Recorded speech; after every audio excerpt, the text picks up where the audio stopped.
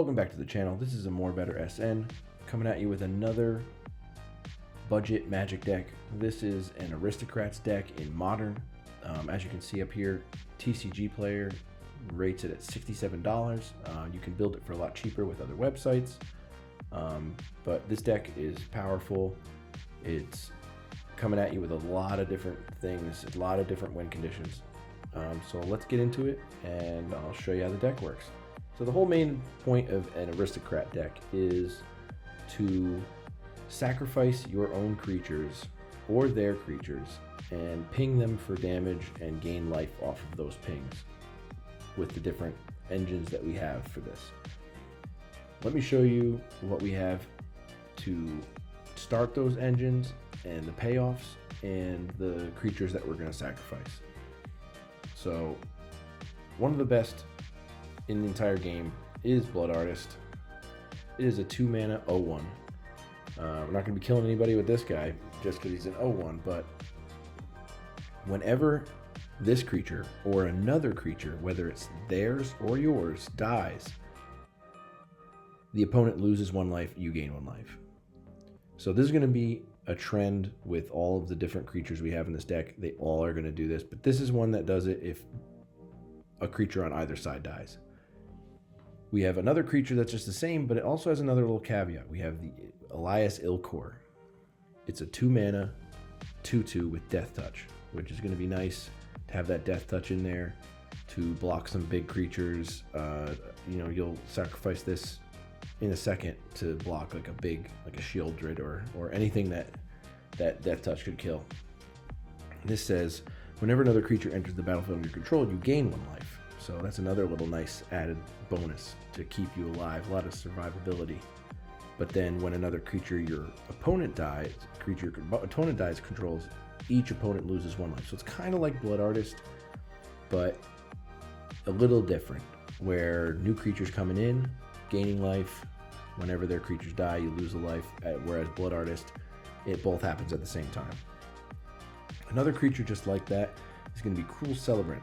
Another 2-mana, 1/2, and it says whenever a Cruel Celebrant or another creature or planeswalker you control dies, each opponent loses 1 life and gain 1 life. So it's just like Blood Artist, but it only cares about what creatures you have. So it's a little bit of a downgrade from Blood Artist, but we're trying to stack these effects. So when a creature dies, a Blood Artist and a Cruel Celebrant triggers.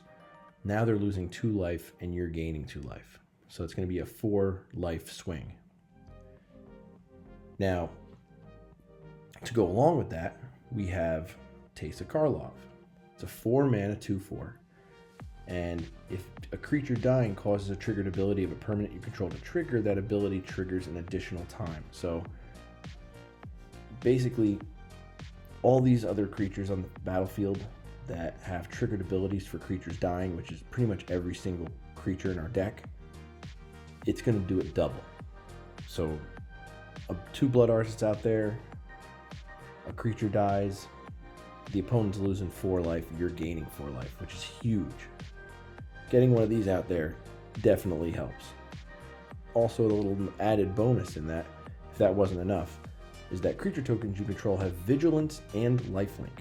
So let's get into the creature tokens, because the creature tokens, there's a lot of them. We're going to have Hunted Witness at 1. So it's a 1/1 for 1. And when it dies, you create a 1/1 white soldier creature token with lifelink. So if you have a Teysa Karlov out there, it's going to create 2 1/1 white soldier creature tokens with lifelink and vigilance, because Teysa gives them lifelink and vigilance. Another creature that we have for creating tokens is the Orzhov Enforcer. This is a 1/2 with Death Touch, which is a great blocker. It's great to have out there because you're not trying to win the game with this card. You're trying to use this to block big creatures that they don't want to have die, but they can't help but swing into it. And when it dies, you create a 1/1 white and black spirit creature token with flying. Now with Teysa Karlov, you're going to create 2, and they're going to have lifelink, vigilance, and flying, which is insane. And that gives you more fodder to sacrifice and create more life for yourself and do more damage to your opponent. Now, one of my favorite engines for this entire deck is definitely Jadar. It's a 2-mana 1/1 legendary. That's why there's only 2 of them in the deck. I don't want to double up on them and get too many of them in my hand. But at the beginning of your end step, if you control no creatures with Decayed, which the zombie that it creates has Decayed, so when it can't block, and when it attacks, you sacrifice it at the end of combat, and it's a 2/2. So every turn, you're going to attack with that 2/2 zombie, and then when it attacks, it will die at the end of combat and trigger all of your other engines. Your Blood Artists, your Cruel Celebrants, your Elias Ilkors, everything. And with Teysa, it doubles up. So you're going to create 2 zombies when it dies. So Jadar out there is a never-ending engine that's going to just keep pinging and pinging and pinging and pinging. And it's also a 2/2 that's attacking in at the same time. So you're going to get that extra damage in there as well. Now, another way to create some creature tokens is with Denethor from Lord of the Rings. It says at the beginning of your end step, if a creature died under your control this turn, create a 1/1 white human soldier creature token. So if you have Jadar out, a creature will die every turn. So the more creatures that are dying every turn, this is going to be automatic. Every turn, you're going to be creating another creature token. And if you have Teysa out there, you're going to create a creature token that has lifelink and vigilance as well. So huge bonus. Lots of creature tokens being created. Now, what are we going to do with those creature tokens? We need a way of sacrificing them, other than them just dying in combat. That's where Bartolome comes through, where you can just activate sacrificing another creature and put a 1/1 counter on him. So he comes in as a 2/1, but with all the creature tokens that we have, with everything that's being created, with those zombie creature tokens, with those humans, with the spirits, everything, you could just sacrifice all of them and add a 1/1 counter to Bartolome, and then trigger all of your other creatures, like your Blood Artists, with like your Cruel Celebrant, like your Elias Ilkor. Again, those are your engines for pinging your opponent. And while you're doing that, you're making a massive creature while also taking away their life and gaining life for yourself. And when you gain life, I have a 1/of in here, which is great. It's Veto. Everyone knows Veto. This Veto is great. 3-mana legendary 1/3, which I don't really care that it's a 1/3. Like I said, we're not really going to be killing our opponent with attacks. It can help. It can help bring their life total down a little bit with all the different creature tokens that'll be flooding the battlefield, but the pinging is going to be what's killing them. And whenever I gain life, your opponent loses that much life. So when your Blood Artist goes off, they lose a life, you gain a life. So that means they're going to lose another life. So that's a 2-for-1. And that's going to happen with every single thing that gains life. All your engines we spoke about before. Also, if you have Teysa out there, your creature tokens all have lifelink. So you could just swing in with all of them every turn. And the lifelink is going to make them lose life. And then when they die, it's going to trigger all of your engines. And then they're going to lose even more life because you're going to be gaining life as well. So you can kind of see how this deck starts to snowball and get out of control very quickly. Now we have some removal, just in case they get something out there that we really can't get rid of. We have Rite of Oblivion, which says, as an additional cost to cast a spell, sacrifice a non-land permanent, which could be a creature token, anything like that, which is exactly playing right into our play. And you can exile a non-land permanent. It gets around indestructible. Great removal spell, especially for 2. In a deck like this, you want to sacrifice creatures. So in other decks, maybe you'd be like, I don't know if I really want to sacrifice one of my creatures to get this done. But this one gets it done, and it plays right into our strategy. It also has flashback, so you can cast it from your graveyard again later on, which makes it a 2-for-1 spell, which 4 mana, I will pay 4 mana to exile a permanent off their battlefield, whether it's an enchantment, artifact, creature, anything. We also have Lash of the Balrog. We have 2 of these in here. As an additional cost to cast a spell, just like Rite of Oblivion, you can sacrifice a creature or pay 4 and destroy a creature for 1 mana. So if you don't have any creatures on the field, you can pay 5 and destroy a creature. Or you could sacrifice one of your creature tokens, trigger all your engines, make them lose life on top of getting rid of one of their creatures, which is an awesome 2-for-1, especially for 1 mana. We also have some card draw with Corrupted Conviction.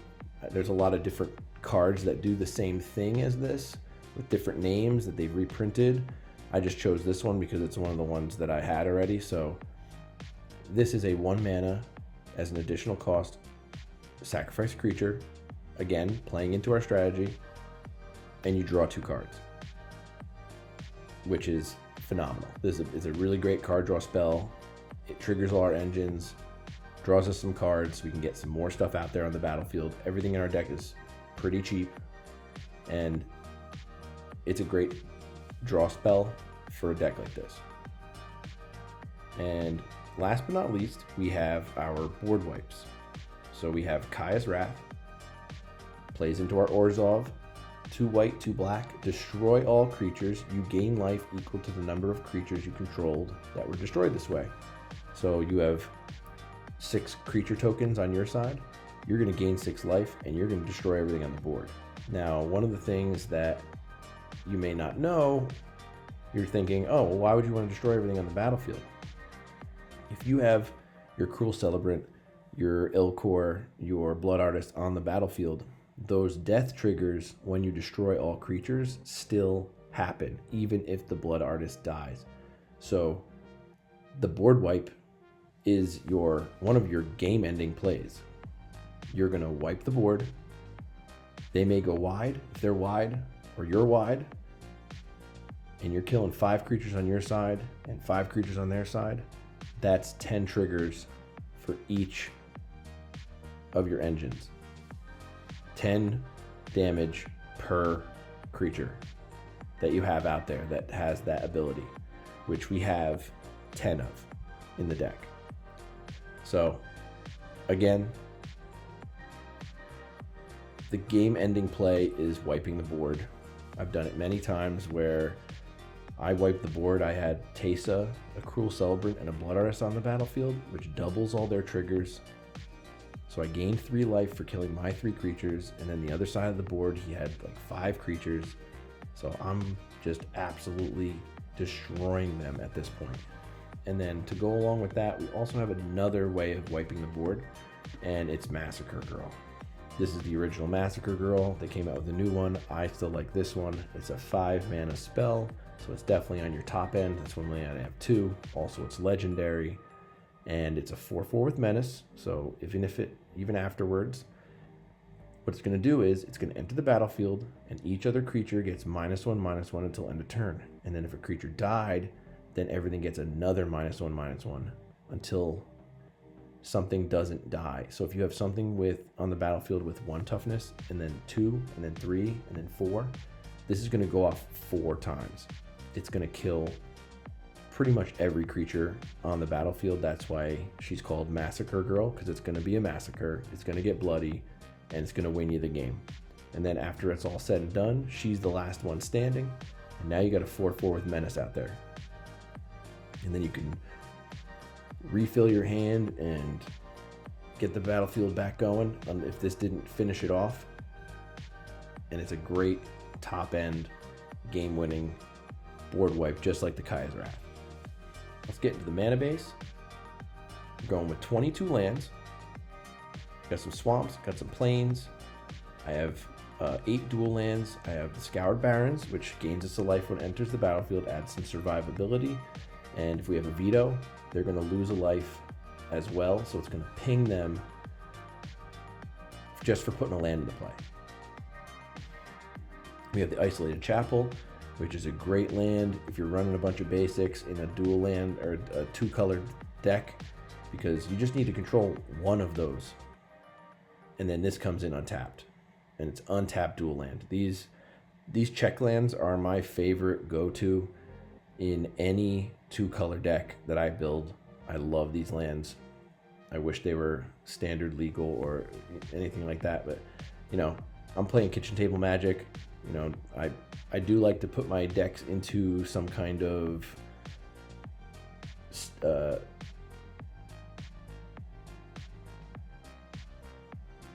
format, but if I'm playing kitchen table with my friends, we don't really care. We'll just put anything together, but I love this card. Now, we have some utility lands as well. We have the Mirex, which,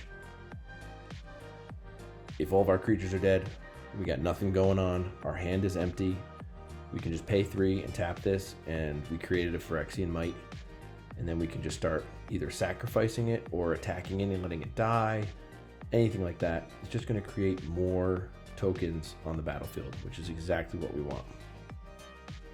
To refill our hand, we have a Castle Locthwain. I just like throwing a couple utility lands in here just so that our mana base isn't just for mana. It's a great way to just add depth to your deck, to just add some lands that have utility to them.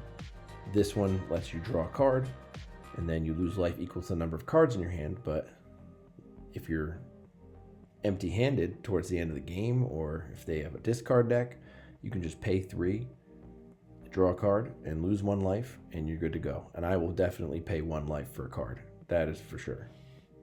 The next utility land we have is a Ganjo. This is pretty self-explanatory. Everyone knows what a Ganjo is, but it deals 4 damage to target attacking or blocking creature, and it costs 1 less to activate for every legendary creature you control. And we have a decent amount of legendaries in the deck from when we went over before. So this is going to probably cost 1 to 2 mana to deal 4 damage, which is a nice way to surprise someone with a removal spell that's actually part of your mana base. And the last one we have, which not a lot of people play, the Great Hall of Starnheim. I don't know a lot of people know this card from Kaldheim. It comes in tapped, it adds black, and then in our Orzhov colors, you can pay 3, 2 white and a black, and sacrifice this land and a creature you control, which plays into our strategy. You can just sacrifice a creature token or whatever, and you get to create a 4/4 White Angel Warrior token with flying and vigilance. So you need to get something that can get up over the top. You can just sacrifice a land and a token, and now you got a 4/4 Angel, which is wild. Only have one of these in the deck just because it enters in tapped. I want to keep the mana base kind of untapped other than that Scoured Barrens, but this is a great utility land. I can't believe not more people haven't played this in the past. Anyway, let's look at the color breakdown and the mana curve. So you can see we're very big on turn 2. We have a lot of 2 mana spells, not a lot on the top end. This is a very low to the ground deck that can get the job done just by flooding the board with cheap creatures that all are on the same page and all for the same strategy. We got a lot more black than we do white, but you want to make sure you want to keep just an almost even amount of lands in here for everything, just because you don't want to get that point, because we have a lot of 2 mana, we have a lot of specific mana in our deck. We have these 2 pips here, we have 2 pips here, the 2 and 2 here, 2 black here, like and 2 here. We have everything has multiple pips on it. So you need to make sure you keep your mana base straight, and this has been the best combination that I've found for when I've played this deck. I was getting mana screwed a lot, and I fixed it to this point where this seems to be the perfect combination right now of having this many lands like this. It says the recommended lands is 24 because our mana curve is our average mana is 2.3 is our average mana cost. So it says 24. I went with 22 just because this is a low to ground deck. You're not going to really pop off with these bigger spells as often as you think. So just to have all these little guys out in the battlefield that provide so much value is so important. It's just a great deck. No mythics. Everything is cheap. You got commons, uncommons, and rares. It's a cheap deck to build. Go build it. Play with it in paper or in Modern, online, or whatever. And you will be surprised how many games that you just win outright. Just because you're wiping the board and then they just have no idea what's happening, and all of a sudden all the creatures are dead, and then you have a million triggers. This deck surprised me. I always wanted to build an aristocrat deck. Once I found out what this archetype is like, I was like, I gotta build one. And this deck definitely works. Definitely go buy it. You can check out my Aether Hub link below if you want to see the deck list. Other than seeing it right here, you can see it break down right there with their prices and the links. So check out the links below. Like, comment, subscribe, do all the algorithm things. I'll be back with another deck tech next Saturday. So just keep staying tuned, and you're going to see some more deck techs for budget Magic decks.